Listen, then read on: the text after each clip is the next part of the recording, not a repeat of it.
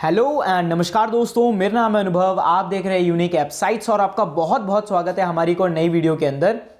और इस वीडियो में हम वेब डिजाइनिंग यूनिट नंबर 5 जिसका नाम है web hosting and concepts of SEO का फुल एक्सप्लेनेशन देखने वाले हैं। तो चलिए बिना किसी देरी के शुरू करते हैं।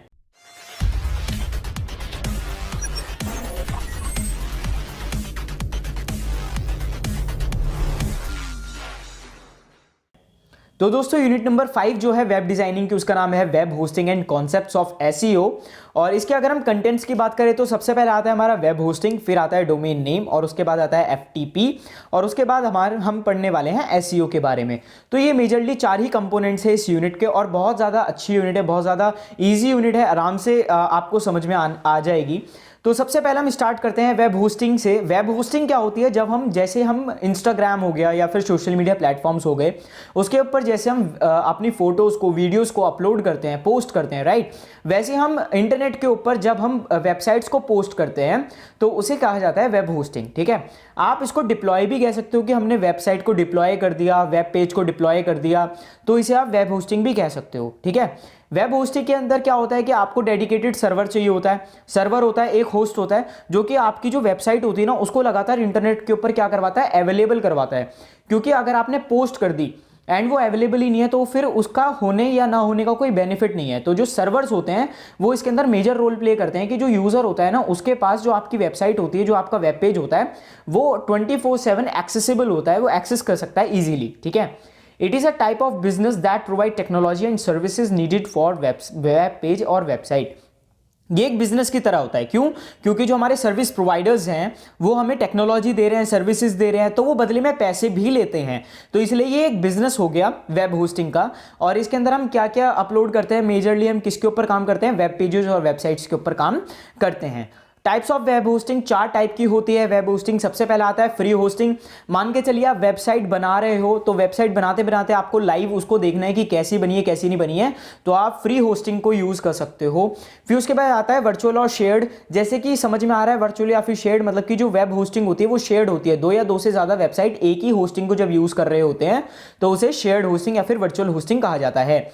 डेडिकेटेड होस्टिंग के अंदर क्या होता है कि जो आपकी होस्टिंग होती है ना वो सिर्फ और सिर्फ आपके लिए होगी। वेब होस्टिंग खाली आपके लिए होगी, उस सर्वर के ऊपर कोई और वेबसाइट होगी ही नहीं, खाली आपकी होगी। ठीक है, को लोकेशन मतलब कि मल्टीपल लोकेशंस के ऊपर वो होस्टिंग करी जाती है। ठीक है, डोमेन नेम की बात करते हैं। डोमेन नेम आता है, तो डोमेन नेम क्या होता है? ये एक तरीके से आप एड्रेस समझ सकते हो। अगर मान के चलो मैं आपके शहर में आया, आपके शहर में आने के बाद मुझे आपको ढूंढना है, तो आप कोई ना कोई मुझे एड्रेस बताओगे कि मैं यहाँ पे खड़ा हूँ या फिर मेरा घर यहाँ पर है, मेरा घर इस कलर का है। ये सारी जो ये तो प्रॉपर्टीज हो गई किस कलर का है, लेकिन आप मुझे एड्रेस बताएंगे कि मैं इस जगह पर हूँ। ठीक है, खाली ये नहीं कि मैं उत्तर प्रदेश में रहता हूँ, इससे काम नहीं चलेगा, बहुत सारे एड्रेसेस हैं उसके अंदर तो, लेकिन मुझे एक पर्टिकुलर एड्रेस चाहिएगा।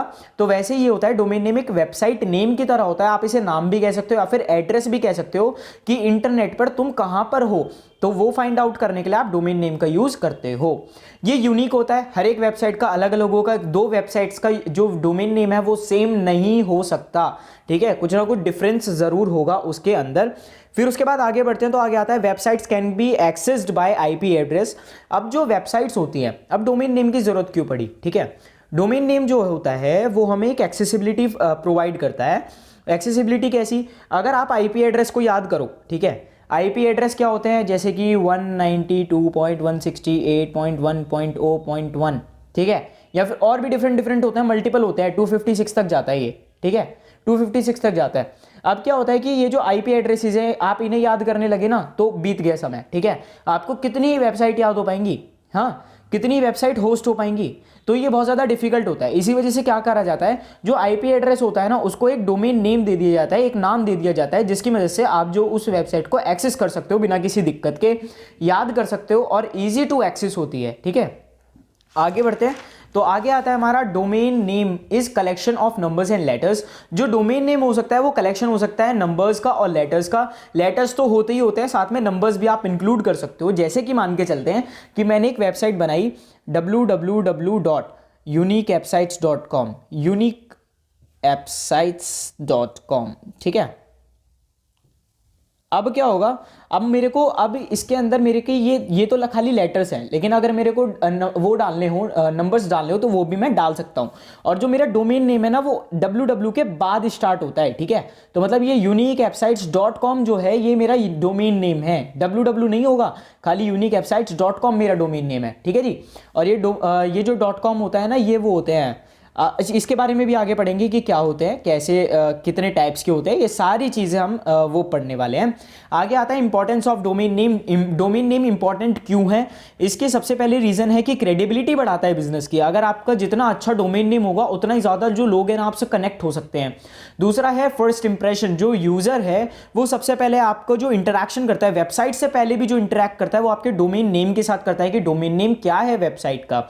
फिर उसके बाद क्या है, अफेक्ट करता है एसईओ को। एसईओ मतलब कि सर्च इंजन ऑप्टिमाइजेशन, कि आपकी वेबसाइट ऊपर आ रही है। जैसे ही मैंने सर्च किया यूनिक वेबसाइट्स, तो मेरा जो चैनल है वो सबसे ऊपर आ रहा है, सबसे लास्ट में आ रहा है, मिड में आ रहा है, सेकंड पे आ रहा है, थर्ड पे आ रहा है, फोर्थ पे आ रहा है। तो ये इंडेक्सिंग होती है, और इंडेक्सिंग होती है किसकी हेल्प से? एसईओ की हेल्प से।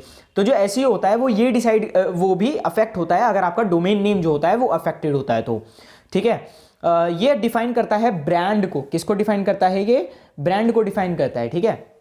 आगे आते हैं, तो आगे आता है टाइप्स ऑफ डोमेन। 3 टाइप के डोमेन हमारे होते हैं। सबसे पहले आता है टॉप लेवल, फिर आता है country code top level domain, फिर लास्ट में आता है हमारा जेनेरिक टॉप लेवल डोमेन। इसके अंदर क्या होता है, टॉप लेवल डोमेन के अंदर की जो हायरार्की होती है ना, सर्वर की जो हायरार्की होती है, उसके अंदर सबसे टॉप पे आता है ये।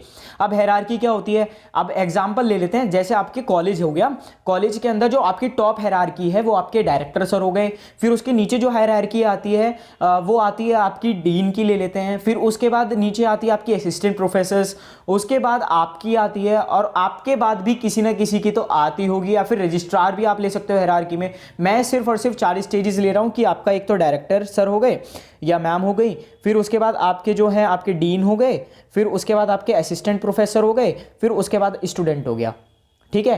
तो ये हायरार्की है, मतलब कि पावर्स, सबसे ज्यादा पावर डायरेक्टर के पास, सबसे उससे कम डीन के पास, उससे कम असिस्टेंट प्रोफेसर के पास, और सबसे कम स्टूडेंट के पास, ठीक है। ये हायरार्की होती है। तो हायरार्की में जो सबसे टॉप पे आते हैं, मतलब सबसे ज्यादा पॉपुलैरिटी, यहाँ पे पावर नहीं, यहाँ पे आप पॉपुलैरिटी देखोगे, तो पॉपुलैरिटी जो सबसे ज्यादा है वो किसकी है? टॉप लेवल डोमेन्स की होती है। और इसमें एग्जाम्पल कौन कौन से? .com, .org, .net, .edu और भी बहुत सारे हैं, ठीक है। .in भी आता है इसके अंदर। Country code top level domain की बात करें तो CCTLD भी बोला जाता है इसको, country code top level domain, ठीक है जी। इसके अंदर क्या होता है, ये ऑफिशियल वेबसाइट्स जो होती है कंट्री की, मेनली उनके लिए होता है कि आप रिकॉग्नाइज कर सको कि ये वाली जो वेबसाइट है ये कौन सी कंट्री की है, ठीक है। ये गुड वे होता है कि आप अपनी जियोग्राफिकल लोकेशन वेबसाइट के अंदर दिखा सकते हो। एग्जांपल देख लेते हैं जी। .UK यूनाइटेड किंगडम, उत्तराखंड नहीं है, यूनाइटेड किंगडम है, ठीक है। AU Australia, JP Japan. अब इंडिया का क्या है जी? इंडिया का वैसे कोई है नहीं। .in अगर आप यूज कर रहे हो तो इसका मतलब ये नहीं कि इंडिया की होगी, लेकिन फिर भी .gov.in जो है वो एक तरीके से ऑफिशियल इंडिया की चीजें मानी जाती हैं, ठीक है।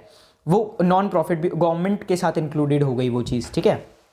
चलिए, लेकिन फिर भी आप .in लिख सकते हो। उसके अलावा भी .US होता है USA के लिए, और भी कई सारी होती है। मेजरली जो होते हैं इसके अंदर 2 ही लेटर्स होते हैं, ठीक है। कंट्री के 2 ही लेटर्स होते हैं, ज्यादा लेटर्स नहीं होते हैं जी, ठीक है।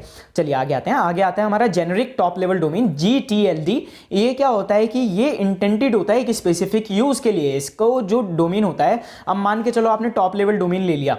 टॉप लेवल डोमेन आप किसी भी पर्पस के लिए यूज कर सकते हो। जैसे मैंने uniquewebsites.com लिख दिया, ठीक है, .org लिख दिया, .net लिख दिया, .edu लिख दिया, तो ये मैंने अपने किसी भी यूज के लिए मैं कुछ भी पोस्ट कर सकता हूँ उस वेबसाइट के ऊपर, ठीक है। मान लीजिए मैंने अभी एजुकेशनल डाल दिया, बाद में टेक्निकल डाल दिया, उसके बाद मैं कुछ और किसी और कैटेगरी का डालना चाहता हूँ तो वो भी डाल सकता हूँ, एंटरटेनमेंट भी डाल सकता हूँ।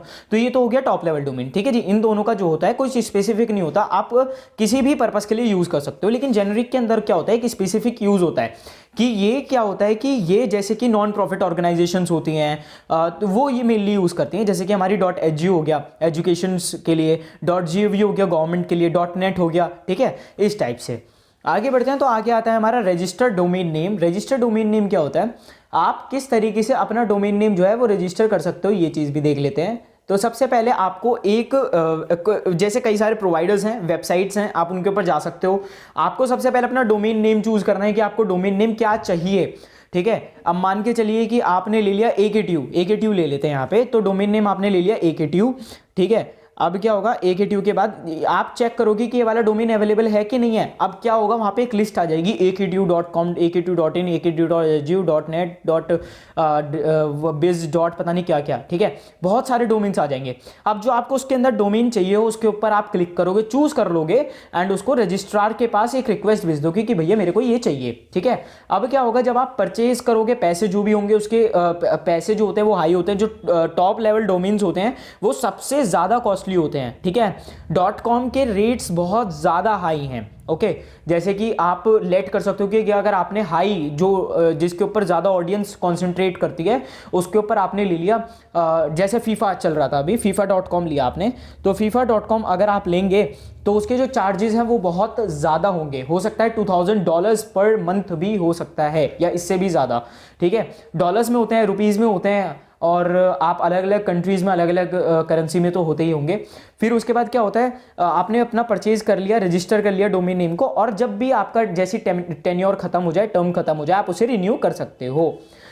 कुछ प्रोवाइडर्स की बात करें तो प्रोवाइडर्स कौन कौन से हैं, इजी से मैंने यहाँ पे नाम लिख दिए हैं। GoDaddy हो गया एक, तो एक आपका गूगल डोमेन्स हो गया, होस्टिंगर हो गया, और नेमचीप हो गया, ओके जी। ये आपके कुछ हैं, उसके अलावा आप और भी लिख सकते हो अगर आपको याद हो तो, ठीक है। कंट्रोल पैनल की बात करते हैं तो कंट्रोल पैनल भैया यहाँ पे मैंने दो टाइप के लिखे हैं। एक तो है वेब पेजेस के लिए, वेबसाइट्स के लिए, वेब होस्टिंग के लिए, और दूसरा मैंने लिखा है जी कंप्यूटर के लिए, पीसी के लिए, क्योंकि जो सिलेबस है क्वांटम है उसके अंदर आपको कंप्यूटर के लिए दिया गया है, लेकिन जो एग्जामिनेशन है उनके अंदर वेब होस्टिंग के लिए भी पूछा जाता है, तो इसलिए मैंने दोनों ही इंक्लूड कर दिए हैं, ठीक है जी। सबसे पहले सेंट्रल कॉन्फ़िगरेशन एरिया होता है। सेंट्रल कॉन्फ़िगरेशन एरिया मतलब इसके अंदर सारे के सारे फीचर्स अवेलेबल होते हैं जो जो एक यूज़र को चाहिए होते हैं मैनेज करने के लिए सर्वर को या फिर होस्टेड सर्विसेज को, ठीक है। इसके अंदर आपको सारे ऑप्शंस मिल जाएंगे कि मेरा डेटाबेस कैसा दिख रहा है, कैसा नहीं दिख रहा है, या फिर मुझे कुछ चेंजेस तो नहीं चाहिए। ये सारी चीज़ें आप जो है इसकी हेल्प से कर सकते हो, कंट्रोल पैनल की हेल्प से। ये क्या क्या काम करता है, मैनेज करने का काम करता है, किस किस को, सर्वर को, होस्टेड सर्विसेज को। ये क्या क्या करता है, इंस्टॉल करता है एप्लीकेशंस को, क्रिएट करता है, मैनेज करता है ईमेल्स को, और अपलोड करता है फाइल्स को, ठीक है। मतलब जैसे कि आप किसी भी वेबसाइट के ऊपर जाते हो, वहाँ पे देखते हो कि जो जो कंटेंट पड़ा हुआ है वो सारा का सारा एडमिन पैनल या फिर कंट्रोल पैनल से ही अपडेटेड होता है, ठीक है, अपलोडेड होता है। यहाँ पे मैंने एक डिस्क्लेमर लिख दिया है कि the above points are for web hosting. ये जो पॉइंट्स हैं ये वेब होस्टिंग के लिए हैं। अब अगर आपको पीसी में देखना हो तो भैया ये है, देख लीजिए एक बार। इन पीसी आप कंप्यूटर के अंदर जो कंट्रोल पैनल है वो क्या क्या कर सकता है, कीबोर्ड को एक्सेस कर सकता है, माउस को कर सकता है, सेटिंग्स को कर सकता है, पावर को, बैकग्राउंड को, और भी कई सारी चीज़ें हैं, एप्लीकेशंस को, और भी बहुत सारी चीज़ें हैं, ठीक है जी। फिर उसके बाद अगर आपको कंप्यूटर के अंदर कंट्रोल पैनल को एक्सेस करना हो तो आपको आता ही होगा, लेकिन फिर भी यहाँ पे आपके सिलेबस के अंदर वो है तो मैं लिख देता हूँ, यहाँ पे आपको बता देता हूँ कि सबसे पहले स्टार्ट बटन खोल लेना भैया। अगर नहीं आता है तो स्टार्ट बटन खोल लेना, वहाँ पे कंट्रोल पैनल सर्च कर लेना, या फिर आपको बना दिख जाए तो कंट्रोल पैनल के ऊपर क्लिक कर देना, कंट्रोल पैनल खुल जाएगा, ठीक है। फिर उसके बाद आते हैं हम FTP पे। FTP के अंदर क्या होता है जी, FTP की फुल फॉर्म होती है फाइल ट्रांसफर प्रोटोकॉल, और ये हमें अचीव होती है TCP/IP की हेल्प से, और ये हेल्प करती है हमें ट्रांसमिट करने के लिए फाइल्स को एक होस्ट से दूसरे होस्ट पर, ठीक है। मान के चलिए ये एक फाइल है, मान के चलिए ये जो आप वीडियो देख रहे हो यही है, और ये मैंने YouTube पे डाली हुई है, YouTube पे डाली हुई है। इसका मतलब क्या है कि YouTube क्या हो गया, होस्ट हो गया, ठीक है जी, एक होस्ट हो गया। अब ये आप हो, ये यूज़र है, ठीक है, या फिर मेरी ऑडियंस है, या फिर मेरे सब्सक्राइबर हैं, ठीक है। तो अब क्या होगा कि अब इन्होंने ये वाली वीडियो देखी कि अरे अनुभव ने तो एक नई वीडियो डाल दिया है, तो अब आपने क्या किया, इस होस्ट के पास सबसे पहले आप रिक्वेस्ट करोगे कि भैया मेरे को ये वाली वीडियो देखनी है। अब होस्ट क्या करेगा, ये वाली जो फाइल है ना इसकी एक कॉपी आपको भेज देगा and you can watch it easily. तो ये होता है FTP की फाइल जो भी है उसको ट्रांसफर करने का। ये जो बीच का ये हुआ ना, ये जो रिक्वेस्ट और ये वाला पार्ट हुआ, इसके कुछ प्रोटोकॉल्स होते हैं। प्रोटोकॉल्स मतलब कि कुछ रूल्स एंड रेगुलेशंस होते हैं। तो ये जो होता है FTP, ये सारे रूल्स एंड रेगुलेशंस को एक्सेप्ट करते हुए आपको वो फाइल जो है भेजता है एज पर योर रिक्वेस्ट, ठीक है जी। चलिए दोस्तों, आगे बढ़ने से पहले प्लीज हमारे चैनल यूनिक एपसाइट्स को सब्सक्राइब कर देना, वीडियो को लाइक कर देना, शेयर कर देना अपने दोस्तों को। और दोस्तों एक एग्जाम टिप है आपके लिए कि 2 मार्क्स वाले जो क्वेश्चन है वो आप जरूर कर लेना, क्योंकि वो बहुत ज्यादा इंपॉर्टेंट है। अगर आपने 2 नंबर वाले क्वेश्चन कर लिए तो आपको वहां से सीधे सीधे 20 नंबर का फायदा होने वाला है। 20 नंबर आपके सीधा सीधा 2 नंबर के क्वेश्चनों से आ जाएंगे, क्योंकि 2 नंबर वाले 10 क्वेश्चन आपके एग्जाम में आएंगे, ठीक है जी। सेक्शन ए जो होता है आपका, और फिर उसके बाद सेक्शन बी के अंदर तो आपको 3 क्वेश्चन करने ही होते हैं 10-10 नंबर के, और उसके बाद आपका सेक्शन सी आता है, और सेक्शन सी में भी आपके जो होते हैं आपके 5 क्वेश्चन होते हैं। तो इसी तरीके से आपकी जो वेटेज है वो है। तो अब आप कर लीजिएगा 2 मार्कर्स को ज़रूर, अगर आपको अच्छे नंबर लाने हैं तो, और पासिंग नंबर्स भी लाने हैं तो 2 मार्कर्स इंपॉर्टेंट है, 2 नंबर वाले क्वेश्चन आप ज़रूर कर लेना। आगे बढ़ते हैं तो आगे आता है आपका, अब FTP के बारे में आगे बढ़ते हैं तो आगे आता है transfer web pages files from creator to computer acts as a server. अब क्या होता है कि जैसे मैं एक क्रिएटर हूँ, मैंने एक वीडियो बना दिया, फिर जो भी फाइल्स है वो बना दी एंड मैंने उनको सर्वर के ऊपर डाल दिया एंड सर्वर से आप एक्सेस कर सकते हो। Also use for downloading files, जो भी आप डाउनलोड करते हो फाइल्स को, उनके लिए भी FTP ही यूज होता है। इसके ऑब्जेक्टिव्स क्या क्या होते हैं? सबसे पहला होता है शेयरिंग ऑफ फाइल्स, की फाइल्स जो है वो शेयर होनी चाहिए। दूसरा है encourage user of remote computers. आपने जरूर सुना होगा कि आजकल आप कंप्यूटर्स को रिमोटली एक्सेस कर सकते हो, ठीक है। कुछ नाम भी दिया जाता है RDP, remote desktop protocol, right. तो वो जो सारे प्रोटोकॉल्स होते हैं वो FTP के अंदर ही आते हैं। अगर FTP नहीं होगा तो फिर आप रिमोटली किसी भी कंप्यूटर को एक्सेस नहीं कर सकते हो, ठीक है जी। Transfer data more reliably and efficiently, ये ट्रांसफर करने के लिए काम आता है डेटा को मोर रिलायबली, बहुत आसानी से और बहुत तेजी से, ठीक है जी। अगर आपको FTP सर्वर से कनेक्ट करना है तो आपको 3 चीज़ों की आवश्यकता है। सबसे पहला है आपका FTP सर्वर एड्रेस, दूसरा है FTP यूजर नेम और तीसरा है आपका FTP पासवर्ड। सर्वर एड्रेस मतलब कि जहां पे आपको जाना है, जिस जगह आपको जाना है वो जगह तो आपको पता ही होनी चाहिए। तो भैया FTP, यहाँ पे आपके सेमी कॉलन आ गए, फिर उसके बाद आपका ये वो आ गए, क्या बोलते हैं इनको, स्लैशेस, और उसके बाद आपका R डोमेन, जो भी आपका डोमेन नेम है एंड .com या जो भी आपका डोमेन है वो आप लिख दीजिएगा। आप FTP सर्वर आपका खुल जाएगा। फिर वहाँ पे आपसे 2 चीज़ों की रिक्वायरमेंट्स होंगी। सबसे पहला होगा यूज़र नेम और दूसरा होगा पासवर्ड। अगर आपको यूज़र नेम क्यों चाहिए होता है? यूज़र नेम चाहिए होता है कि जो इस सिस्टम है वो आपको आइडेंटिफाई कर पाए कि भैया आप है कौन। पासवर्ड क्या है कि वो जो यूजर जो लॉगिन करने की कोशिश कर रहा है उसको वेरीफाई कर सके कि हाँ जो बंदा मैंने पहचाना है ये वही है, हाँ ये वही है, ठीक है। तो इस चीज के लिए आप क्या यूज करते हो? FTP सर्वर का यूज करते हो और इस तरीके से आप कनेक्ट कर सकते हो, ठीक है जी। अब कैसे कैसे वेबसाइट को एक मेंटेन किया जाए, मेंटेनेंस ऑफ वेबसाइट कैसे करी जाती है जरा वो देख लेते हैं। तो इसके सिर्फ और सिर्फ 4 प्रकार हैं। सबसे पहले अपनी वेबसाइट को आप सिक्योर रखो, हैकर से, वायरस से, अटैक से, एरर से, एक्सेट्रा से। अगर आप सिक्योर नहीं रखोगे तो वेबसाइट आपकी डूब जाएगी।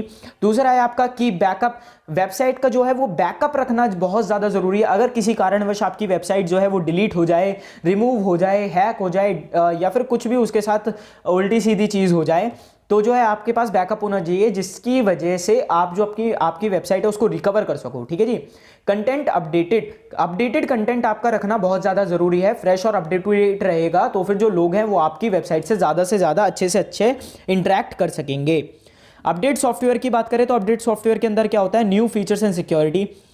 इसके अंदर जो अगर आप अपडेट करके रखोगे अपने सॉफ्टवेयर्स को, जो नए फीचर्स और जो सिक्योरिटी अपडेट्स होते हैं वो और ज़्यादा अच्छे से आएंगे और जो आपकी वेबसाइट है वो सिक्योर्ड रहेगी, ठीक है जी।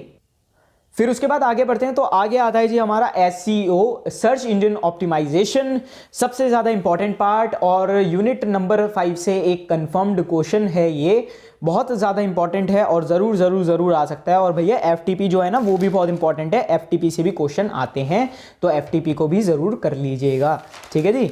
चलिए आगे बढ़ते हैं तो आगे सबसे पहले सर्च इंजन ऑप्टिमाइजेशन देख लेते हैं कि भैया है क्या ये। तो सबसे पहला है ऑप्टिमाइज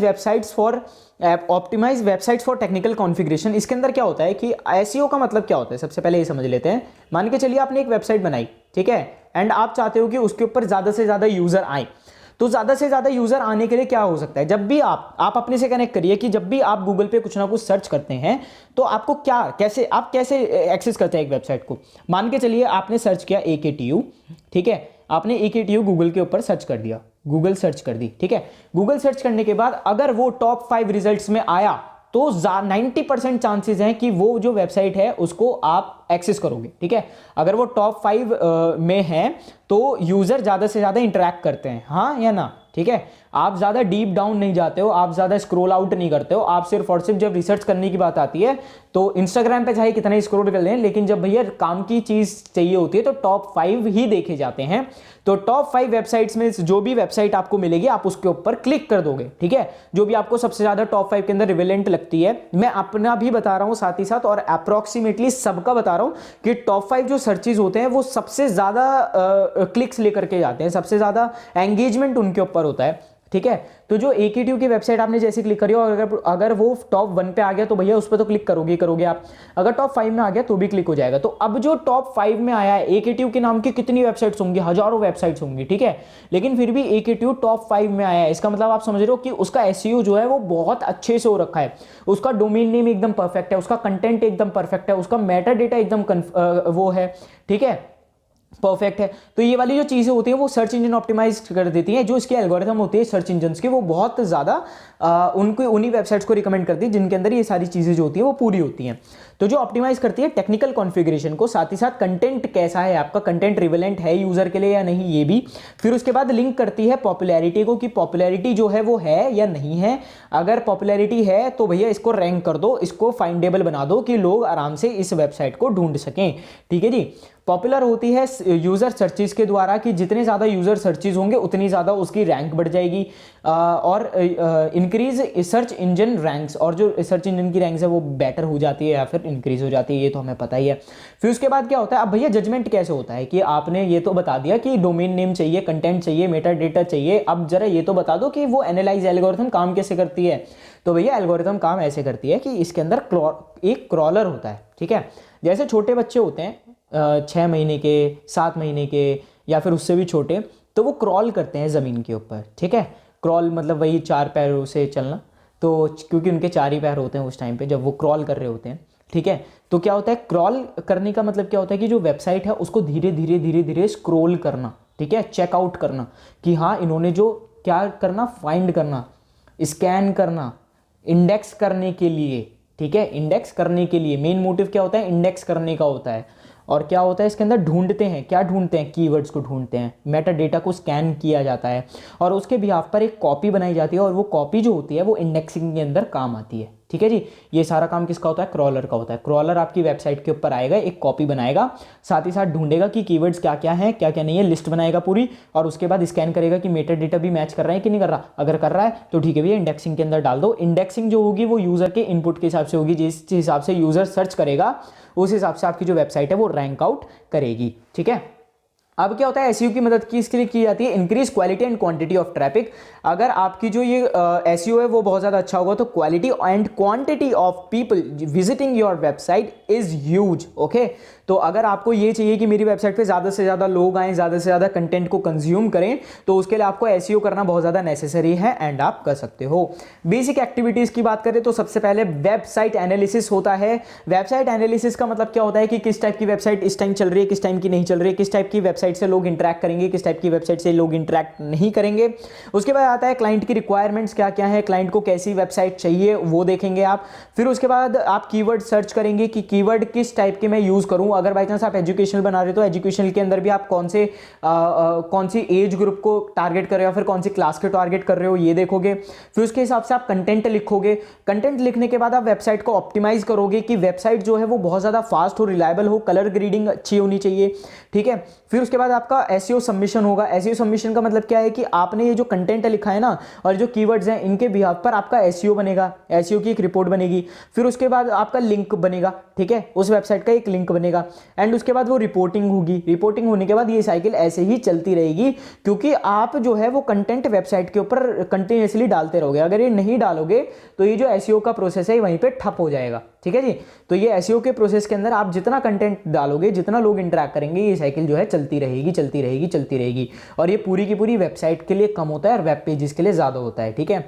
जब आप गूगल पे सर्च करते हो GFG तो या फिर आप गीक फॉर ग्रीक्स आपने सर्च किया या फिर कोड शेफ सर्च किया तो क्या होता है कि आपके पास क्या ऑप्शंस होते हैं कि आप डायरेक्टली एक लैंग्वेज के ऊपर स्विच करते हो। वहाँ पे ऑप्शंस होते हैं ना, सबसे पहले आपका कोड शेफ या ऐसे खुलेगा कोड शेफ, फिर उसके बाद नीचे कैटेगरीज आएंगी जावा, पाइथन, C++, ठीक है। तो अब क्या हुआ, अगर आप सर्च के अंदर ऑटोमेटिकली लिख देते कि जावा कंपाइलर या फिर कोडिंग प्रैक्टिसेस फॉर जावा, तो ये जो वेब पेजेस है ना खाली ये वाला आता, खाली ये इनमें से एक आ जाता। लेकिन आपने कोड शेफ सर्च किया तो इसके जो रैंक्ड वेब पेजेस हैं वो भी इसी के अंदर आएंगे। इस तरीके से शो होता है, कुछ इस तरीके से एसईओ जो है वो काम करता है। टिपिकल नहीं है, बहुत ज़्यादा आसान है, ठीक है जी। चलिए टाइप्स ऑफ एसईओ की बात करें तो टोटल 12 टाइप के होते हैं, लेकिन आपके सिलेबस में 6 टाइप के हैं। लेकिन उसमें से भी जो क्वांटम है उसके हिसाब से अगर देखा जाए तो उन्होंने तीन की कैटेगरीज में डिवाइड करा हुआ है। सबसे पहले आपको टाइप ऑफ एसईओ अलग बता रखे हैं, टाइप ऑफ एसईओ टेक्निक्स अलग बता रखी है, लेकिन है सेम, ठीक है जी। तो इसके अंदर आप कंफ्यूज मत होना कि टाइप्स ऑफ एसईओ और टाइप्स ऑफ टेक्निक्स अलग अलग होती है, नहीं जी बिल्कुल नहीं। जो एसईओ होता है उसके टाइप्स 12 होते हैं, 12 में से 3 इन्होंने इसमें डाल दिए टाइप्स में और 3 इन्होंने डाल दिए टेक्निक्स में। लेकिन आप टाइप्स में लिख दोगे तो गलत नहीं है, टेक्निक्स में लिख दोगे तो भी गलत नहीं है, ठीक है जी। तो चलिए सबसे पहले देख लेते हैं टाइप्स ऑफ एसईओ। 12 टाइप के होते हैं, लेकिन हम यहाँ पे इस पार्ट में 3 डिस्कस करेंगे, 3 भी डिस्कस करेंगे लेकिन आगे, ठीक है। ब्लैक हैट की बात करते हैं तो ब्लैक हैट क्या होता है? ब्लैक हैट, ठीक है, ब्लैक हैट हैकर्स भी होते हैं, वाइट हैट हैकर्स होते हैं। ब्लैक हैट हैकर्स जो होते हैं वो बुरे के लिए होते हैं, वाइट हैट हैकर्स अच्छे के लिए होते हैं। वैसे आप एसईओ के लिए कनेक्ट कर दो कि जो ब्लैक हैट एसईओ होता है उसके अंदर ये गाइडलाइंस के हिसाब से नहीं चलता, ठीक है, गाइडलाइंस के हिसाब से नहीं चलता। जो सर्च इंजन है उन्होंने कुछ गाइडलाइंस बना रखी है कि आप वेबसाइट के अंदर कीवर्ड डालो, कंटेंट डालो, हम उस हिसाब से आपको रैंक करेंगे, लेकिन ये क्या करते हैं, ये गाइडलाइंस के हिसाब से बिल्कुल भी नहीं चलते हैं, ठीक है जी। इसकी वजह से क्या होता है, इनको पेनल्टी भी देनी पड़ती है, कई बार क्या होता है वेबसाइट ब्लॉक भी, बैन भी हो जाती है। ये क्या करती है, एक्सप्लॉइट करती है सर्च इंजन की वीकनेसेस को। जो सर्च इंजन होते हैं वो वीकनेस होते हैं, है तो भैया प्रोग्राम ही, कोई भी चीज़ 100% तो एफिशिएंट हो ही नहीं सकती, 100% करेक्ट तो हो ही नहीं सकती, कुछ ना कुछ 19-20 तो कमी हर एक चीज़ के अंदर होती ही होती है भैया। इंसानों के अंदर भी कमी होती है, तो ये तो वेबसाइट है जो मैन मेड है, तो वो कैसे 100% एफिशिएंट हो सकती है? तो इसके अंदर भी कुछ ना कुछ कमी होती है और उन्हीं कमियों को एक्सप्लॉइट करके ये रैंक हो जाती है वेबसाइट्स, ठीक है। फिर उसके बाद आता है वाइट हैट। ये क्या होता है, अकॉर्डिंग टू गाइडलाइन चलती है, ह्यूमन ऑडियंस को इन्हें बनाना होता है और ये लॉन्ग टर्म इन्वेस्टमेंट होती है। अगर धीरे धीरे जैसे मेरा चैनल है, तो मेरे चैनल पे जो लोग आए हुए हैं वो मैंने धीरे धीरे कमाए हैं, ठीक है, वो मेरे अपने लोग हैं।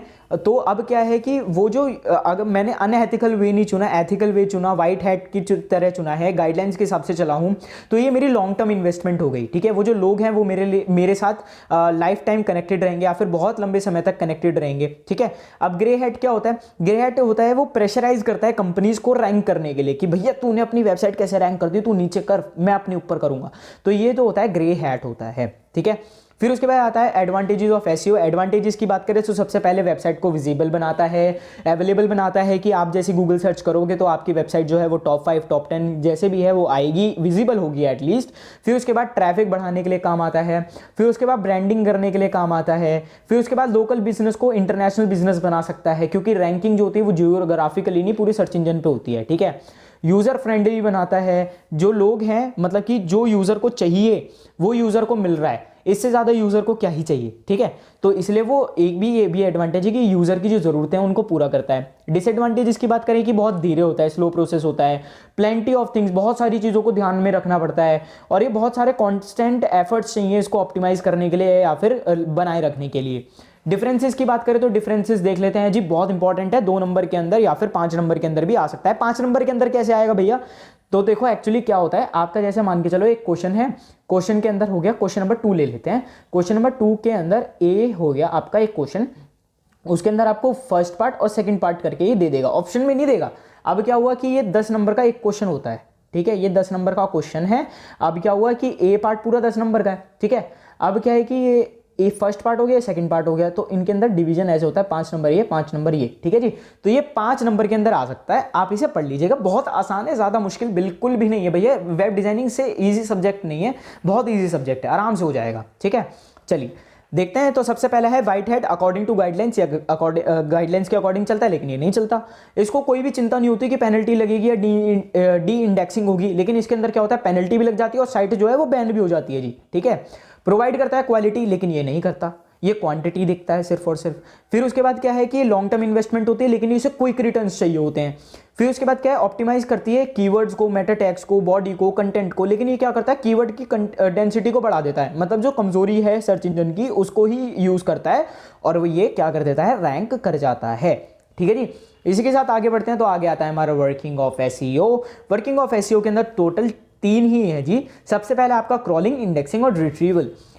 क्रॉलिंग की बात करें, जो हम पीछे डिस्कस करके आए हैं वही क्रॉलिंग है। वो बॉट्स होते हैं, रोबोट्स होते हैं, जो कि हमारी वेबसाइट्स को क्या करते हैं, स्क्रॉल करते हैं, तो इसलिए उनको वो क्रॉल करने के लिए आते हैं हमारी वेबसाइट को। क्या क्या ऑपरेशंस करते हैं, सबसे पहले विजिट करते हैं, दूसरा वो रीड करते हैं, फिर उसके बाद फॉलो करते हैं लिंक्स को और उसके बाद इंडेक्स कर देते हैं, ठीक है जी। चलिए, फॉलो लिंक्स मतलब कि अगर आपकी वेबसाइट में कोई भी आपने लिंक दिया है तो उसको भी वो लोग चेकआउट करेंगे कि भैया इसने कौन सा लिंक डाला है, कोई ऐसा लिंक तो नहीं डाला जो हमारी गाइडलाइंस के विरुद्ध जा रहा हो, या फिर इसने कुछ 18+ कंटेंट डाल दिया, या फिर कुछ गलत डाल रखा है, वॉयलेंट डाल रखा है, वॉयलेंस है, या फिर कैसा है कंटेंट है, तो वो लिंक्स वगैरह ये भी चेक करता है। ये क्या करता है, जैसे मान के चलो इस महीने, हर महीने तो विजिट करेगा भैया, ये बात तो परफेक्ट है कि जैसे ही आपने कोई भी वेबसाइट बनाई उसके ऊपर आप कंटेंट डाल रहे हो तो हर महीने जो क्रॉलर होगा वो आपकी वेबसाइट को एक बार स्क्रॉल करने के लिए आएगा, क्रॉल करने के लिए आएगा, चेक करने के लिए आएगा कि इन्होंने कौन कौन से लिंक डाल रखे हैं, कौन कौन से वेब पेजेस इस टाइम पर हैं, कौन कौन से वेब पेजेस को इन्होंने डिलीट कर दिया, वो सारी चीजें इसके पास होती हैं। अब क्या होता है कि अब जैसे ही क्रॉलर आता है वो सबसे पहले एक कॉपी बना लेता है। कॉपी क्यों बना लेता है, जिससे उसको ये न दिखाना पड़े कि हाँ मैं विजिट कर गया, ठीक है, क्योंकि यूजर के पास जो वो होता है, जो डेवलपर होता है, उसको पता होता है कि कितने यूजर्स किस टाइम पे कौन सी लोकेशन से आ रहे हैं। लेकिन क्या होता है, क्रॉलर क्या करता है, एक कॉपी बना लेता है तुरंत, जिसकी वजह से डेवलपर को ये नहीं पता चलता कि हमारी वेबसाइट पे क्रॉलर क्रॉल कर रहा है। ठीक है जी, अब वेब पेज बना लिया, उसकी कॉपी बना लिया, और उसके बाद ये क्या करता है, ये इंडेक्स करने के ऐड कर देता है यूआरएल को इंडेक्स करने के लिए। उस कॉपी को जमा करेगा, जो आपने रिपोर्टिंग पढ़ा था ना पीछे कि यहाँ पे रिपोर्टिंग हो रही है, ये जो रिपोर्टिंग है वो यही है।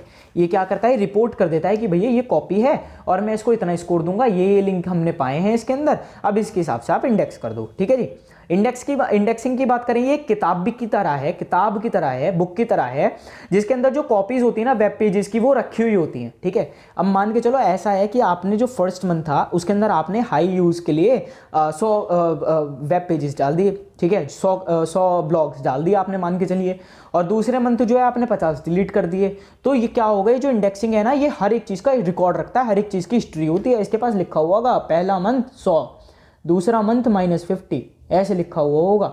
ठीक है जी, तो आप ये मत सोचिएगा कि इसके पास कोई भी हिस्ट्री नहीं है अगर आपने कोई वेब पेज डिलीट कर दिया।